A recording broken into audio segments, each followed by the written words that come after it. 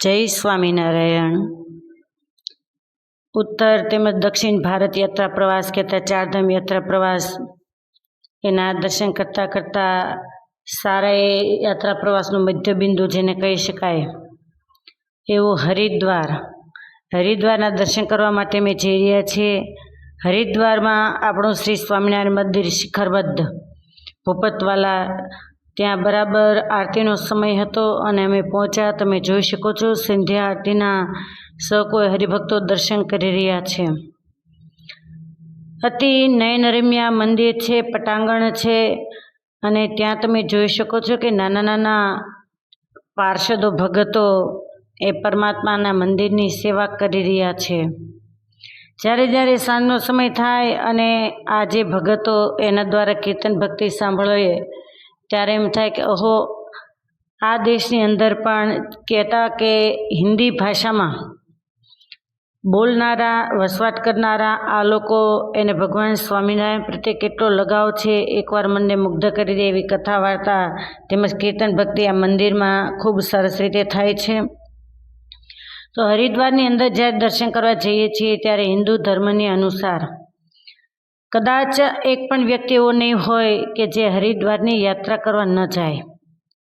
પોતાના જીવાત્માના શ્રેય માટે તમામ લોકો એકવાર ચોક્કસ ઈચ્છતા હોય છે કે હરિદ્વાર જઈએ અને ગંગા સ્નાન કરીએ। હરિદ્વારનું નામ એટલે કે હરિ સુધી પહોંચવાનું ધામ, એને કહેવાય છે હરિદ્વાર। હરિદ્વારને ગંગાપુરી, માયાપુરી તેમજ કપિલા સ્થાન તરીકે પણ ઓળખવામાં આવે છે। હવે તમે જે જોઈ શકો છો એ હરકી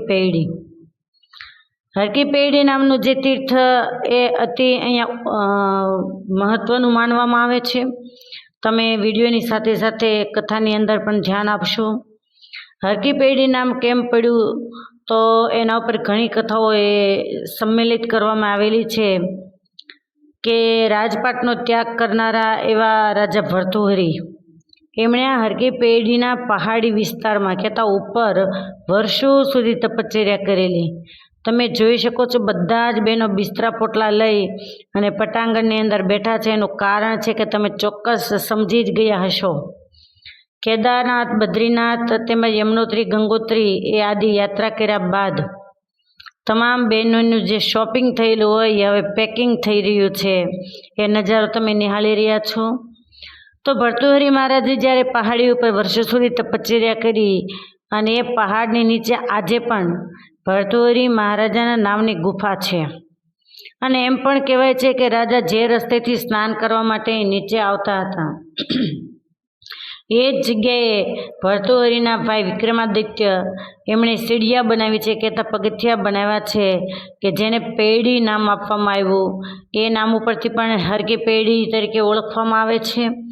બીજું કે સ્વયં પરમાત્મા નારાયણ એના ચરણ એને પણ આ હરકી પૈડી તરીકે માનવામાં આવે છે, કારણ કે ખુદ નારાયણ પોતે અહીંયા પધાર્યા હતા અને એના ચરણારવિંદ આ સ્થાન ઉપર પડ્યા એટલે સંતોએ નામ આપ્યું છે હરકી પૈડી।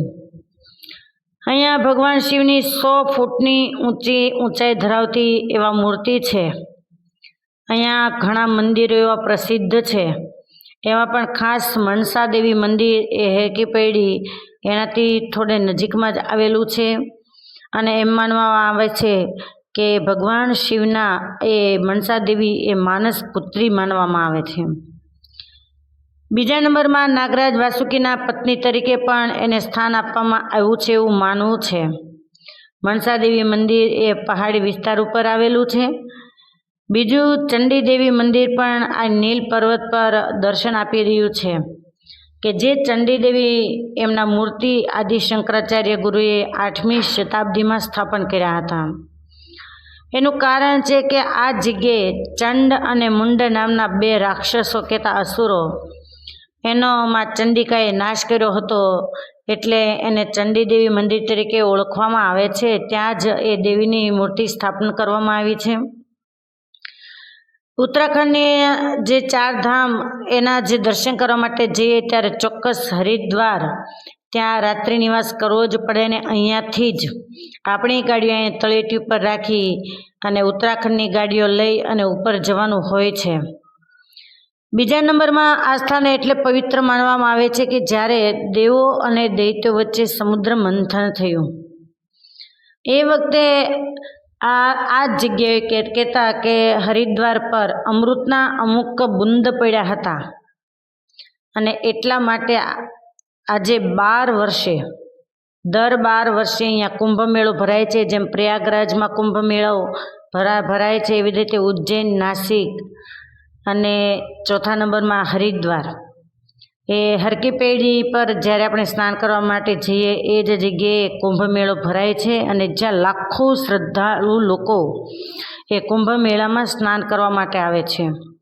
કુંભ મેળામાં સ્નાનનો અદ્ભુત મહિમા કયો છે અને આપણે સૌ કોઈ જાણીએ છીએ કે આ વર્ષે પ્રયાગરાજની અંદર મહાકુંભમાં લાખોની સંખ્યામાં હરિભક્તોએ સ્નાનનો લાભ લીધો હતો.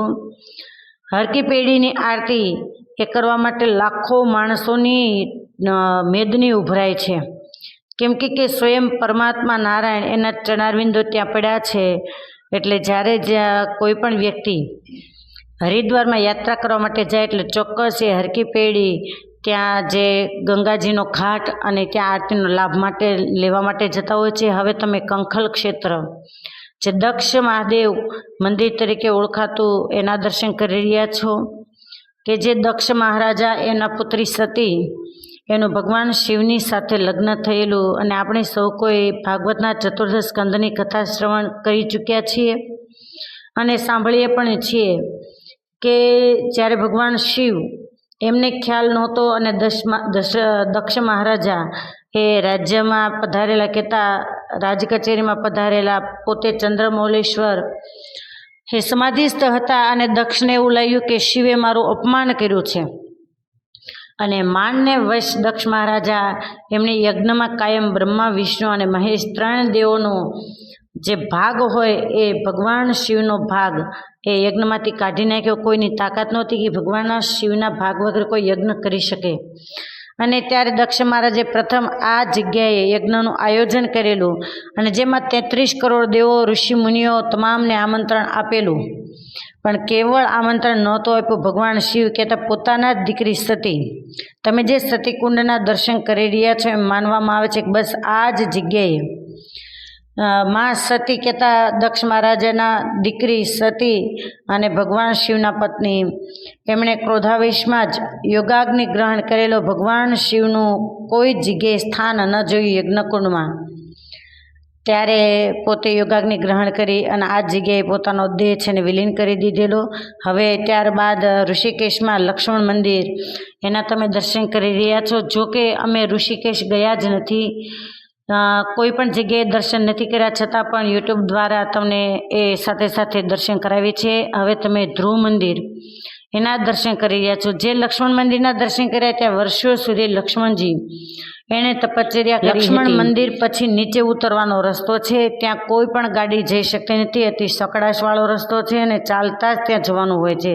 તમે જે પૂજાપાના દર્શન કરી રહ્યા છો એ મા ગંગા એના પૂજન માટેના છે. ઋષિકેશમાં રામઝુલા, લક્ષ્મણઝુલા, જાનકી પુલ આદિ ઘણા મંદિરો આવેલા છે અને એમાં પણ ખાસ આપણા સ્વામિનારાયણ સંપ્રદાયના એક સ્તંભ કહી શકાય એવા પૂજ્ય અઠાણાવાળા સ્વામી એનો પણ આશ્રમ ત્યાં ઋષિકેશમાં આવેલો છે.